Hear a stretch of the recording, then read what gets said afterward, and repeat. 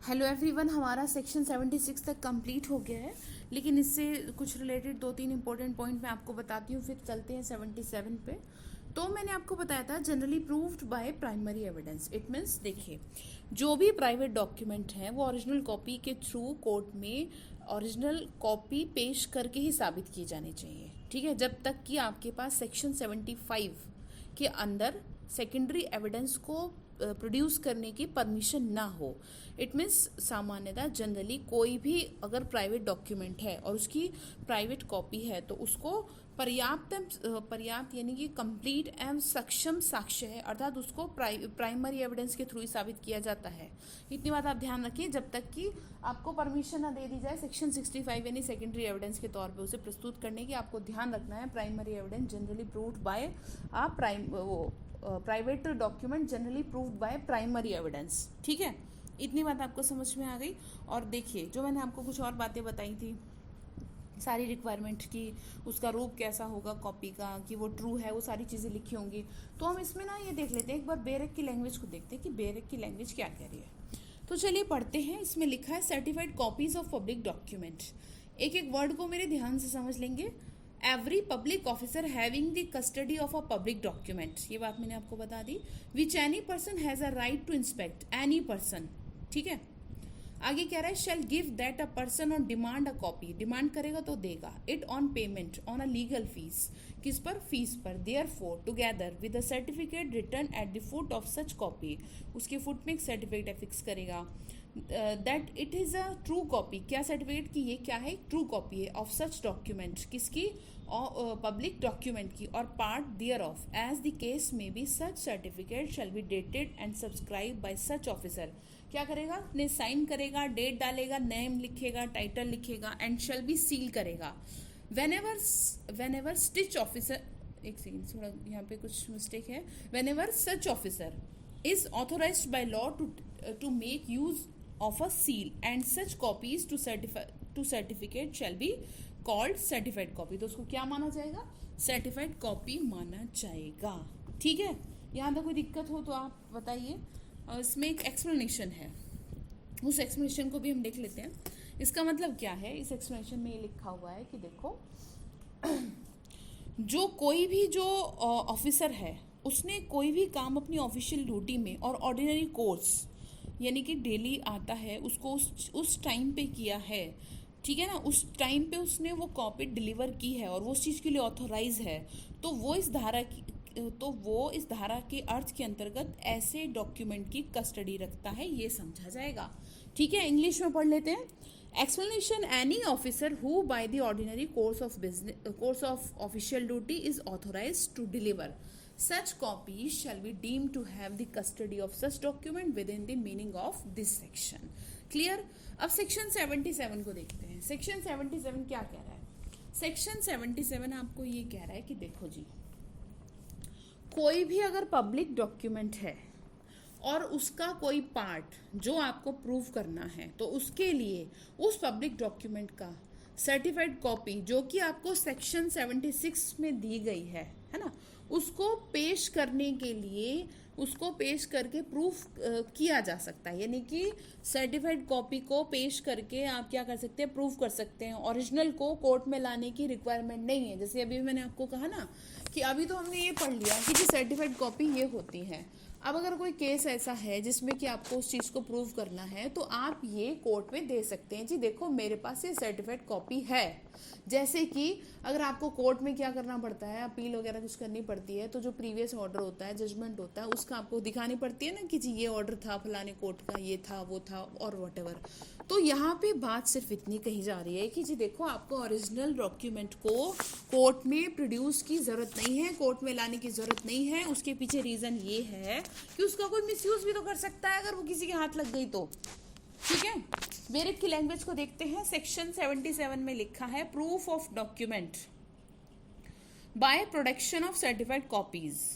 Such certificate copies may be produced in proof of the contents of the public documents or parts of the public documents of which they purport to be copies। अगर हिंदी में पढ़ूँ, ऐसी certified copy उन public document की या उन public documents के part की कोई भी कंटेंट के, पब्लिक डॉक्यूमेंट्स के पार्ट के किसी भी कंटेंट को अगर आपको एविडेंस के रूप में, सबूत के रूप में पेश की जा सकेंगी जिनकी वे कॉपी हैं, ठीक है। यानी सर्टिफिकेट की जरूरत नहीं है, इतनी बात कह रहे हैं और कुछ नहीं कह रहे, ठीक है। अब आता है आपका सेक्शन 78। सेक्शन 78 क्या कर रहा है, अदर ऑफिशियल डॉक्यूमेंट की बात कर रहा है कि इसमें ज़्यादा कुछ नहीं है कि और बाकी के जो भी ऑफिशियल डॉक्यूमेंट है, ठीक है, उनके बारे में बात कर रहा है। इसमें आप देख सकते हैं 6 तरह के डॉक्यूमेंट्स की बात की गई है और उनको प्रूफ करने का तरीका बताया। इसको जस्ट रीड आउट कर लेते हैं क्या लिखा है। इसमें इतना लिखा है, ये कोई खास सेक्शन नहीं है, सिर्फ आप इसको एक बार रीड आउट कर लें। द फॉलोइंग पब्लिक डॉक्यूमेंट्स में बी प्रूव्ड एज फॉलोज। किस तरीके से अदर डॉक्यूमेंट्स को, अदर ऑफिशियल डॉक्यूमेंट को आप प्रूव कर सकते हैं, जो कि इसमें लिखा है। देखिए, एक्ट, ऑर्डर्स और notification of the central government in any of its departments or of the crown representative or of any state government or any department of any state government. It means कोई, देखिए, केंद्रीय सरकार की किसी विभाग का या क्राउन रिप्रेजेंटेटिव का या किसी राज्य सरकार का या किसी राज्य सरकार के किसी विभाग का कोई आदेश या अधिसूचनाएं, ठीक है, by the record of department certified by the heads of those department respectively.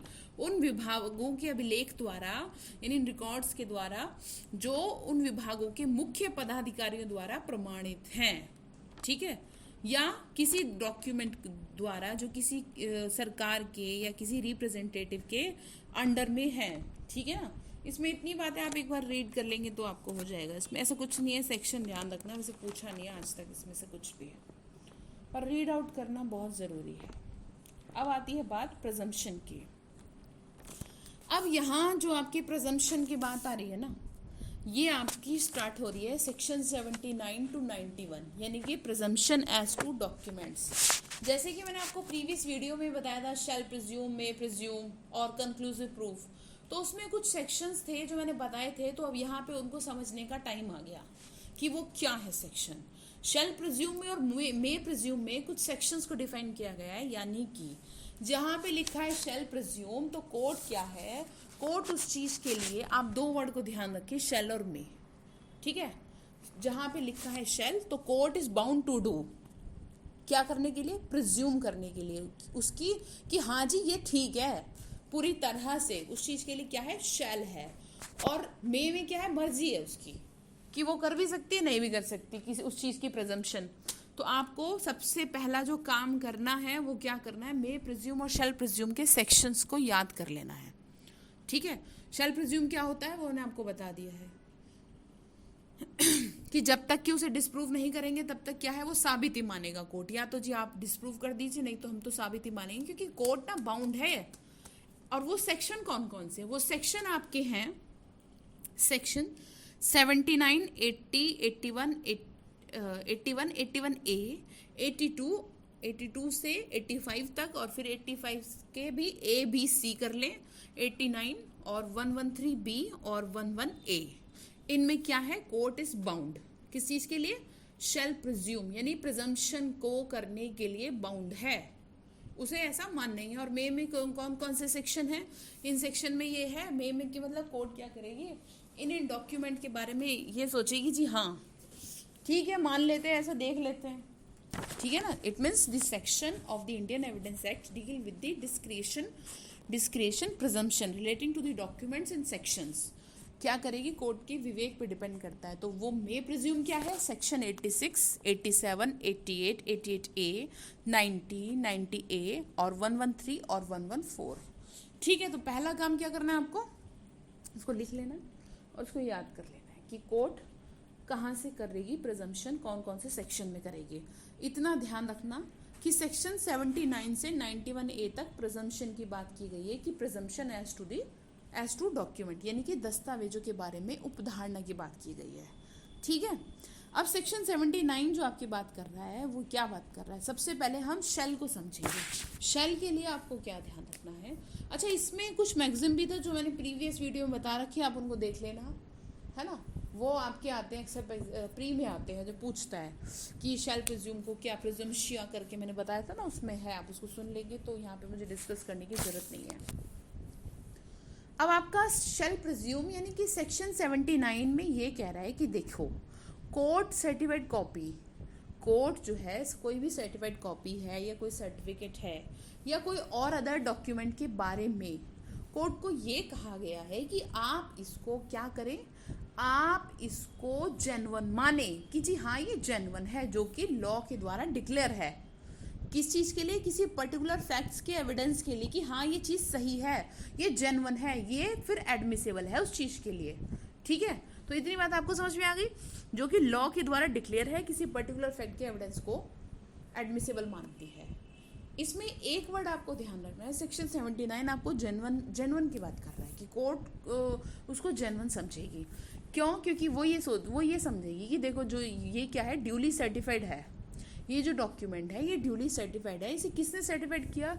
किसी ऑफिसर के द्वारा, जो कि सेंट्रल गवर्नमेंट का है या कोई स्टेट गवर्नमेंट का है, ठीक है, या कोई पब्लिक ऑफिसर है, या यूनियन टेरिटरी के through, union territory of Jammu and Kashmir का है ना, जो कि सेंट्रल गवर्नमेंट के द्वारा उसको ड्यूली ऑथराइज किया गया। इन चीज़ों के लिए, किस चीज़ के लिए? कोई भी सर्टिफाइड कॉपी की जेन्युइननेस को मानने के लिए। इतनी बात समझ में आ गई? तो कोई भी अगर डॉक्यूमेंट अगर इन ऑफिसर के थ्रू सर्टिफाइड किया गया है, आप समझिए, कोई भी अगर डॉक्यूमेंट इन जितने भी ऑफिसर्स की यहाँ पे बात की गई है और उन्होंने सर्टिफाइड किया है उस चीज़ को, तो कोर्ट क्या करेगी? तो उसका जेन्युइन होना मानेगी। इट मीन्स उसकी जेन्युइननेस पे उसको प्रिज्यूम करेगी कि हाँ ये डॉक्यूमेंट सही है, ये प्रिजम्पशन लगाएगी कि हाँ ये जेन्युइन है। ठीक है, अब इसमें प्रोविजो क्या कह रहा है? देखो, प्रोविजो ये कह रहा है कि जिन डॉक्यूमेंट के प्रिजम्पशन की बात की गई है सेक्शन 79 में, ठीक है, तो कोर्ट क्या करेगा? कोर्ट को प्रिजम्पशन लगा, तो उसमें कोर्ट को प्रिजम्पशन लगाने के लिए कहा है कि वो जो डॉक्यूमेंट हैं वो सब्सटेंशियली उसी फॉर्म में होने चाहिए जिस तरीके से उनको एग्जीक्यूट किया जाना चाहिए, जो कि लॉ में बता रखा है कि लॉ के द्वारा इस तरह से डायरेक्टेड है। जैसे कि जैसे कि आपका अभी हमने पढ़ा था सेक्शन 76 कि कोई भी सर्टिफाइड कॉपी दी जा रही है तो वो प्रॉपर तरीके से दी जा रही है, सारी चीज़ें उसमें नोट की जा रही हैं, ये बात उसमें लिखी जा रही है। तो आपको मेरी बात समझ में आ रही है? तो जो आपका प्रोविजो है वो सिर्फ इतनी बात कह रहा है कि उसकी सब्सटेंशियली वो किसकी तरह होना चाहिए, पूरा लॉ की तरह डायरेक्ट होना चाहिए, जो भी उसमें लिखा गया है उसी की तरह उसको एग्जीक्यूट किया होना चाहिए। ठीक है, अब हम इसको पढ़ लेते हैं क्या लिखा है इसमें। सेक्शन 79 में ये लिखा है, presumption as to the genuineness of certified copies. I hope अब आपको ये बेरिक की लैंग्वेज समझ में आएगी। The court shall presume, shall ध्यान रखना बाउंड है, ठीक है, the court shall presume to be genuine every document purporting to be certificate copies, certificate या सर्टिफिकेट और certified copy or other document which is by law declared to be admissible as evidence on any particular facts, ठीक है, and which purports to be duly certified by any officer, underline करते जाएं एक word को जो बताया जा रहा है, of the central government or of a state government or by any other officer of the state of Jammu and Kashmir who is duly authorized thereto by the central government। ठीक है, किसने किया हो? जो कि सेंट्रल गवर्नमेंट के authorise है। अब प्रोविजो क्या लिखा है? प्रोविजो में लिखा है, देखिए प्रोविजो को कभी भी आप स्किप ना करें, इसी में आपकी भलाई है। Provided that such document is substantially in the form and purpose to be execute in the manner directed by the law in their behalf, in that behalf. ठीक है, अब हिंदी में बता दी मैंने, वैसे तो आपको बता ही दिया है, लेकिन फिर भी थोड़ा सा एक बार वापस प्रोविजो बता देती हूँ कि जब तक कि ऐसे डॉक्यूमेंट का कि जो भी फॉर्म है उसका जैसे कि लॉ में दिया गया है उस तरह से ना हो, उस तरह से होना चाहिए, मतलब तभी उसको क्या है माना जाएगा।